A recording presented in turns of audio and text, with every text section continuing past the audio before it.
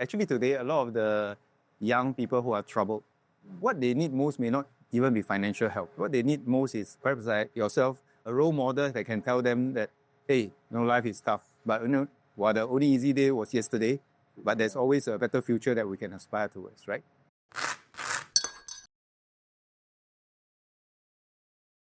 Hello, everyone. Welcome once again to another episode of Breakfast with Champions. And today I have... Hi everyone, my name is Shawn Thia. I'm an actor and content creator here in Singapore. Yes, a very humble guy. And now today we also have... Hi everyone, my name is Carl. I'm the co-founder and CEO of Hypno Media Group. Okay, so something in common. You are doing the content creation business. Okay, Carl, let me start with you. Once upon a time, when you were young, did you ever imagine you would do what you are doing today? No, absolutely Like, not. what was your childhood aspiration? When you write essay, I want to be when you were in primary school. What was the answer? I think the earliest recollection was probably between a policeman or a cartoonist.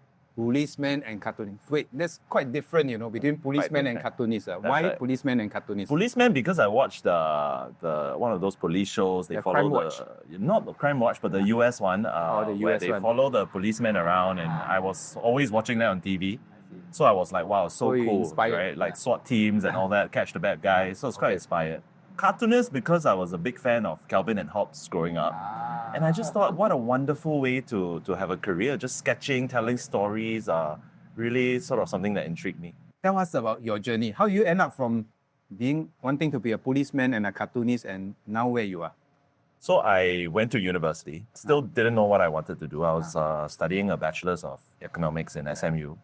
And I still did not know what I wanted to do through school. Okay. Met a gentleman named Xiao Ming, known as Adrian, who's famous on social media today. Right. He's my co-founder. And we started making memes and posting it on social media. You started making fun of other people. We started making fun of other people. You made fun of me, Sometimes. I think sometimes before. you Last time, we made fun of everyone. And we realized, hey, a lot of people were reading our content, watching our content. So we actually graduated. Still didn't know what we wanted to do. Right. But the page that we had was growing and growing. And then I realized, wow, the number of Singaporeans we reached was like 1 million a day. And I was like, wow, that is quite a lot. Actually, I Googled the number of subscribers to the newspapers in Singapore. Okay. And then I realized, hey, we had surpassed that number. Okay. And we were reaching the very difficult to reach ones, like 18 to 24-year-olds. So I figured, hey, maybe there's a business here. Maybe I could try to launch this as a business. So that's kind of how we started. So it wasn't intentional. It was an accident, yes. That's an accident. Okay, very good. Okay, what about your journey? My Was it journey. also an accident? It was So same question. When you were in primary school, what did you write for your essay? I want to be when I grow up. I think like Carl, I had the policeman one also. Oh, you also wanted a policeman. I think today SPF very sad. Those two potential recruits. I think every kid wanted to, it was cool lah. You watch on TV, right? Yeah. And you see the police. Wow, you're doing the right thing. Catch the bad guy, heroic. So I really wanted to. That's one of the jobs I wanted to. Okay. To try. There's so many others lah. I think at one phase it was like firefighter. At one phase it was like a teacher. At one point it was a hawker also actually. Yeah. Oh, really? Really. I want to make like wanton mee. Wow. Yeah. Why wanton mee? Why not prata? Why not nasi lemak? Don't know. I just I told my papa that I want to like sell wanton mee. Then how do you end up becoming a content creator? Like And by the way, I think when you were writing the essay, the word content creator was not invented yet. correct, it wasn't like it was. There's no such thing. No such thing. So I think also like Carl, kind of like things just fell into place. Of course, like growing up, because of my growing up years, they weren't that like not very normal lah. Like I didn't go like. Was there a trigger event that suddenly, from hawker, policeman, you decided, hey, I can be a content creator, like what Carl was saying, you see? So I think a trigger event. So okay, I did leave school at 15 years old. Okay. And then from there, actually, I did a lot of like odd jobs. I did a lot of just could be like hard labor or like cashier, banquet server, whatever, right? So with all this, like I think I gained a lot of like experience or life lah in general. Okay. And also a lot of soft skills. Right. So I thought like these soft skills actually can help me more, right, in the future. When I was about, I think after my ORD, which is about like 19, 20 years old, I enlisted a bit earlier. Right. Then I decided like, hey, okay, I think I've done so many things before. I just really want to tick off my bucket list. And one of my bucket list is I want to see myself in a cinema screen. So like I wanted to do acting lah. Okay. And I tried. So I got a bunch of my friends. They film something, take a photo of me, and then we just send to different Agency. yeah, just try lor. You know, you never know. I said I'm free. I want to be an actor. Can you try? Also, you're trying to get a gig from yeah, any of this. yeah, just try. Like Just cold call. sort of like I saw like casting call, and then I just applied lor. Okay. So when what was your first successful call? My first one was a TV commercial. It was for MCI, I think, NTDI lah now. But back then it was just a TV commercial. What do you remember? Do you remember what was the commercial about? The whole commercial, I don't know if it's still out there lah, but the whole commercial is basically me just going through life where everyone is like moving backwards and moving forward. A bit hard to explain lah, but What was the message about? What was the product that you were trying to sell? 活到老学到老. Or lifelong learning. Wow. So after you did that commercial, then the rest was history. Or did you face more obstacles, you know, as you go along? Because I thought like, wow, it's my first casting call. I did my audition. I got the job. Well, acting so easy. Yeah, the pay was good. And then I went jobless for 6 months.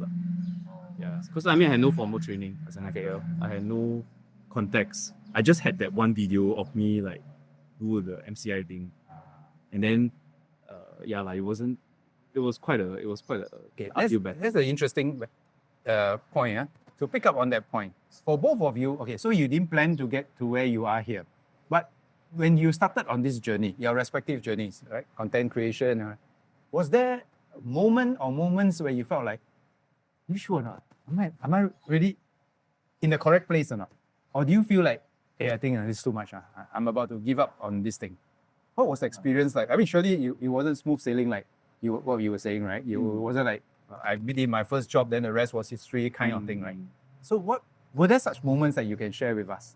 And if so, what made you continue? For sure, right? I think Carl faced that every day lah.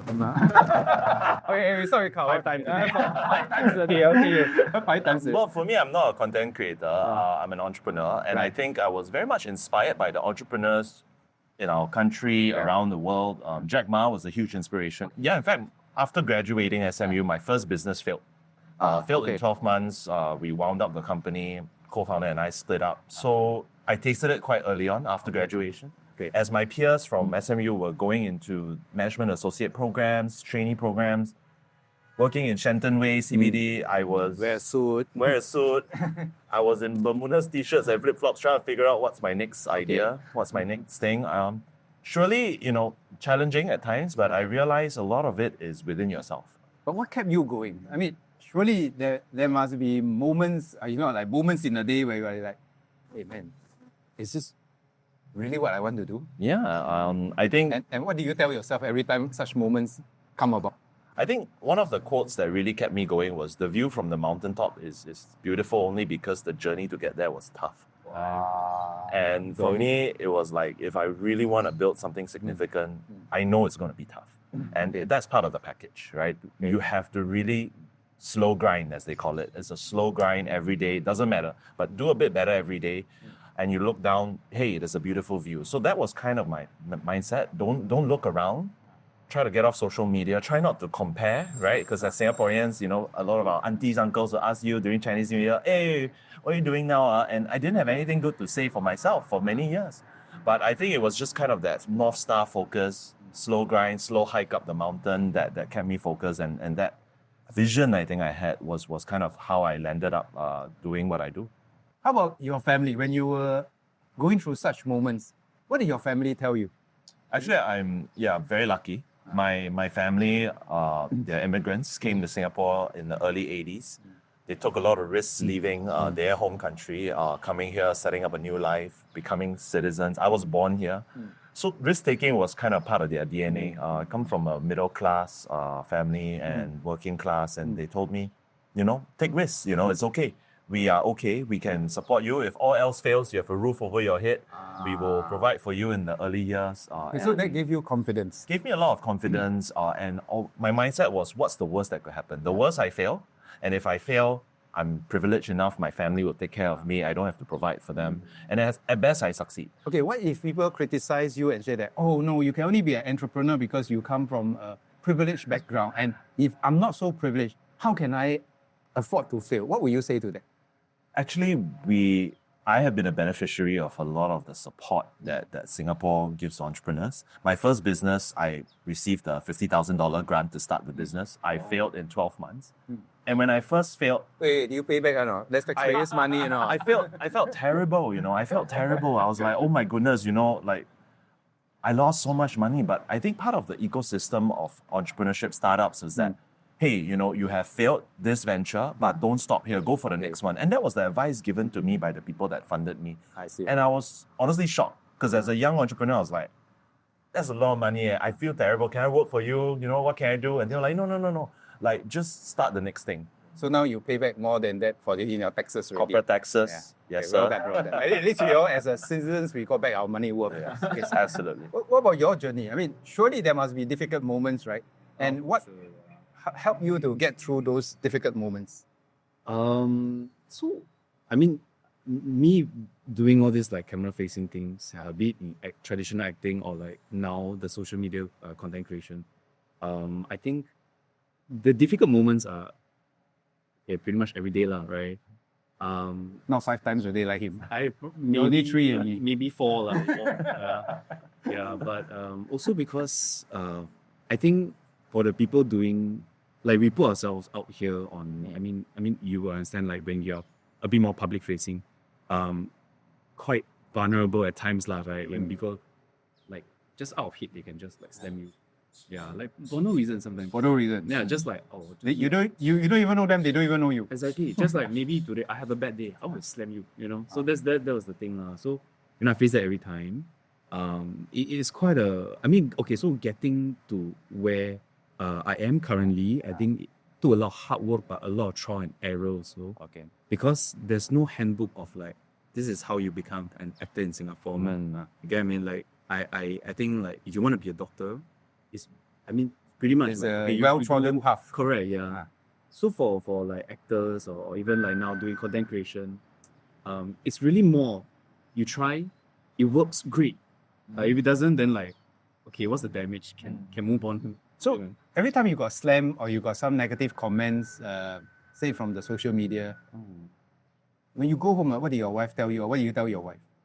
It's a very good support system, me and my wife, because she's also in the same industry, so you're commiserate with one another. Yeah. I mean, like she understands a lot of things. I don't have to explain to her.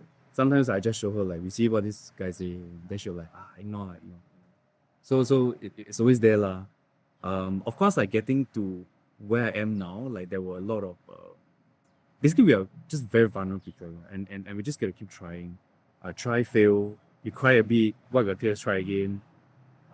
I think that's the whole cycle of actors, content creators. There's a lot of a common theme of grit. Great. Absolutely. I'm sure same for you too, Minister. Actually, it's like about 5 times a day. I think you want 50 times a day. Okay, so now a very interesting question. 10, 20 years ago, you all never imagined this is what you will be doing today. If I ask you to fast forward and imagine, in another 10, 20 years' time, what do you think you all will be doing? Wow. Like another 10 to, like when I'm 30 now, so like maybe okay, say when you're 40 or 50, right? So 10, 20 years' time, can you imagine what your thing you will be doing? For me, I think building things is something I enjoy doing. So you think 10 to 20 years later, you still be building things? Absolutely. Okay. I think the experience in the past 12 years of being an entrepreneur just snowballs. You kind of get better. It's kind of like stamina. Okay. The more you train, the more you try, the more you fail, the more you succeed, you just kind of get better. And you get into the groove of things. And I think being able to build upwards, create more impact. I think impact is a North Star metric for me. being able to not just for profit, non-profit, create impact in society, building Singapore together with fellow entrepreneurs is kind of a vision that I think is meaningful for us to keep going. So you think that you will still be building things? Absolutely. Maybe the definition of building things may no longer be an entrepreneur, or an entrepreneur building other things besides your current business. I think one guy that recently really inspired me was our Singaporean of the Year. The gentleman built a non-profit food business with the disabled community, and I thought that was just so inspiring. Right, I believe he's in his 50s or 60s. He founded the Dignity Kitchen, and I just thought, wow, at that age, 10, 20 years from now, still hustling, still building, but for impact. I think that's such a meaningful way to live. Colonel Sanders started KFC at 60 plus years old. Yeah. So with the theme of living longer, aging population, I think we have to keep going, right? And I'm also inspired by our seniors who kind of keep active, keep learning, and I think that's a theme for young Singaporeans. That we're not going to be chilling by 65. Not that we are doing nothing, but we have to really kind of continue being active, staying active, contributing, creating impact, teaching. So many things to do. So if you can start another business, say something that's totally different from your current line of business, what do you think you would do? Well, I think there's so many opportunities, really. AI is super exciting. It's really kind of changing the world. I would definitely want to do something there. I think helping seniors is also a good theme to be in line with. I was recently with some folks from a large bank in Singapore, and they were sharing with me kind of the efforts they were investing in to help seniors age gracefully. And I thought, wow, such a meaningful way to give back and create impact. So definitely around some of these themes, technology, impact to society, helping the aged or the youth. I think that's general themes I'm interested in. But you may also end up in 20 years' time doing something where the title is not even invented today. Absolutely. Right? Absolutely. Just what about yourself? Yeah. In 20 years' time, where do you imagine yourself to be? Or what's your aspiration now? In 20 years' time, so in 20 years' time, like 50 lah, so preferably like well retired. One time. Best is don't need to work anymore. Like. No, I'm just kidding. I don't know, and I feel like because the world is changing so fast, right? I don't have an answer. Of course, I hope I can still do what I love, which is acting, right? Because there's still the passion, and but I feel like I want to have. I was just having this conversation with my wife recently. I feel like we need to have a more purpose-driven life, and maybe say in 20 years down the road, I wouldn't know, but hopefully it's in a position where I can also give back now, be it through certain kind of like mentorship or whatever. I think maybe my passion is more of like helping young people, especially like those single parent family, that kind of. Okay, so mentoring young people, especially from challenging backgrounds.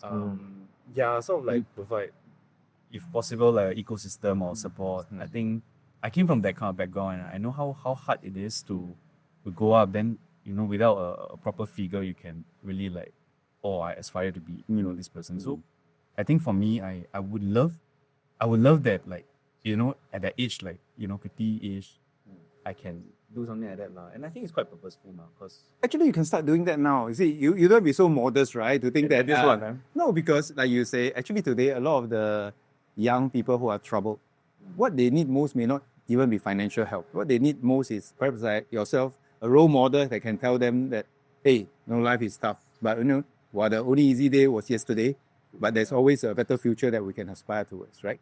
So, but there's another thing that's related to what Karl was mentioning. This thing about AI, you talk about AI, right? As an actor, do you worry that one day you'll be out of job because all the content or a lot of the content will be AI generated? Is there something that actors like yourself can do? You think that the AI cannot replace you? I do feel like actually AI can replace anything. I mean, if you think about it, there are some videos I watch online. I don't even know if it's AI or not. That's scary. Already at this point, right? Am I afraid that it will take away my livelihood? At this point in time, maybe because I don't have a deep understanding, maybe I say no. But if anything, I would hope that AI would sort of help my livelihood, that it's there to probably help at least serve me lah, right? Make me a better person, or make me a better content creator, better actor, whatever. But that's very positive attitude, because every generation there will be new technologies, right? And every generation will go through that. It's like, oh no, is this the end of the world? Will they take away my jobs? But yet at the same time, every generation come up with new jobs and come up with new skills to do those new jobs. And the world just continues to evolve and improve. Correct. Yeah, I think like we cannot just be, because we don't understand something, then we are like, we are so scared, we don't want to try it or whatever. We have to keep moving lah. It's like last time, it was radio ma, then it was staged. And then like those like Getai, whatever. And then it was TV. And then now it's like social media. So as we keep moving, we keep embracing, I think like it will just keep helping us. So create new things. New jobs, new skills. And sometimes difficulties, because you mentioned Getai, right? Sometimes difficulties turn into an opportunity. I remember during COVID, right? Because of the COVID, then the Getai people were pretty much out of job, because you can't do any gigs at all. Then suddenly they thought, if that's the case, why don't we pivot to online? Then the original assumption was like, hey, don't joke. The uncle, auntie won't go online and watch Taiwan. It's a different feeling and atmosphere. But strangely, some of them told me after that yes, the uncle and auntie took some time to get online, but they eventually got online. But not only that, suddenly when it's online, they have a new audience that previously never turned up physically to see the Getai, and now they had a new following. Correct. And some of the following even included audience from other countries because they just found it quite cute. Quite It interesting. has this type of Getai gig that in other countries may not be so obvious, right? So I thought, that's a very positive attitude to say that, well, we can always turn every challenge into an opportunity, just like how Singapore is doing, right? I mean, we don't have water, we're trying to figure out how to produce fresh water, and now today we can sell the technology to other people. So really, life is full of challenges. We never really know where life is going to lead us to, but so long as we have the grit, that optimism, that determination to say that I can overcome, well, I suppose even though we may not know in 20 years' time what jobs we will be doing, but we can all still be committed to make that contribution. Yeah, 100%. That's very nice. Okay, one final part of today's interview. Now we look back again. If you can tell your teenage self some advice in 2 or 3 sentences, what do you think will be the most important thing that you will tell your teenage self? I thought about 15 years old, probably Sec 3, right? And I think back to those days. I wasn't the best student, wasn't the worst student, somewhere in the middle. And I still sometimes today I have nightmares about my maths class because I really struggled with trigonometry and math. And if I were to tell my Sec 3 self, it's like, don't worry, enjoy the friendship, enjoy the process of school. We always say that grades are not everything, but, just have fun. I think in school, you work hard, you learn the process of learning, you be curious, you make great friendships. And I didn't know that some of these friends at Sec 3 will become lifelong buddies, right? Yes. I didn't know at that point in time that, these are the guys that are going to be at my wedding or going to stay with me till I'm old.